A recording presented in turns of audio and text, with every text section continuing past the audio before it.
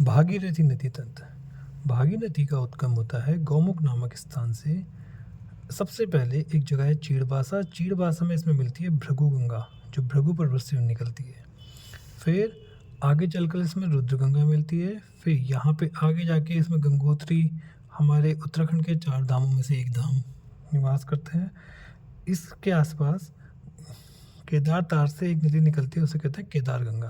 तो केदार गंगा और भागीरथी का संगम कहाँ होता है? गंगोत्री पे होता है। फिर आगे चलते हैं भैरव घाटी। भैरव घाटी में जाड़ गंगा मिलती है, ये एग्जाम में बहुत बार पूछा गया है।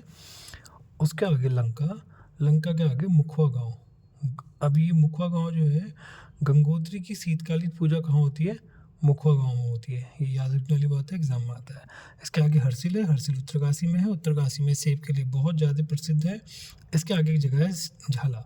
झाला में ये हमारी भागीरथी है। भागीरथी में झाला नामक स्थान पे भागीरथी और सिया गंगा का संगम होता है। कहाँ पे?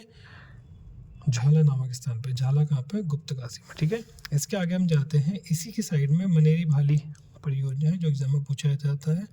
मनेरी भाली परियोजना किस नदी के किनारे है या किस नदी पे बनी है? तो किस पे बनी है? भागीरथी नदी पे। आगे चलेंगे, श्याम प्रयाग आएगा, उसमें श्याम गंगा मिलेगी। फिर आगे इंद्र प्रयाग। इंद्र के प्रयाग में ब्यास गंगा। आगे जाके गंगोरी नामक स्थान पे क्या मिलती है? इसमें असी गंगा। असी गंगा असी पर्वत से डोली ताल के आसपास से निकलती है और गंगोरी नामक स्थान पे भागीरथी तक मिलती है। फिर आगे जाके मातली। मातली में इसमें मिलती है वरुणा नदी, जो निकलती है वर्णावत पर्वत से। फिर आगे एक बैंड आता है, उसे कहते हैं धरासू बैंड। फिर ये टिहरी स्टार्ट हो जाता है, टिहरी गढ़वाल।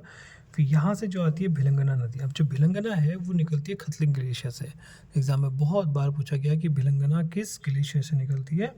खतलिंग ग्लेशियर से। भिलंगना की सहायक कौन कौन सी है? बाल गंगा, धर्म गंगा।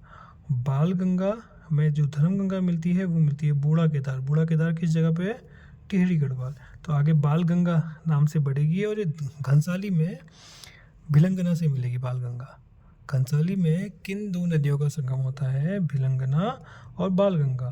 बाल गंगा किसकी सहायक है? भिलंगना की सहायक है। फिर भिलंगना आगे जाके एक जगह है गणेश प्रयाग, जो अब डूब चुकी है, जहाँ पे टिहरी डैम बना हुआ है। तो पूछा जाता है कि भागीरथी और भिलंगना का संगम कहाँ होता है? कहाँ होता है? गणेश प्रयाग में होता है। फिर आगे जाके कोटेश्वर बांध है, ये आपका भागीरथी नदी तंत्र समाप्त होता है। तो आप इसका स्क्रीनशॉट ले सकते हैं और इसको 2-3 बार बनाएंगे, 2-3 बार सुनेंगे तो आपको याद हो जाएगा। धन्यवाद।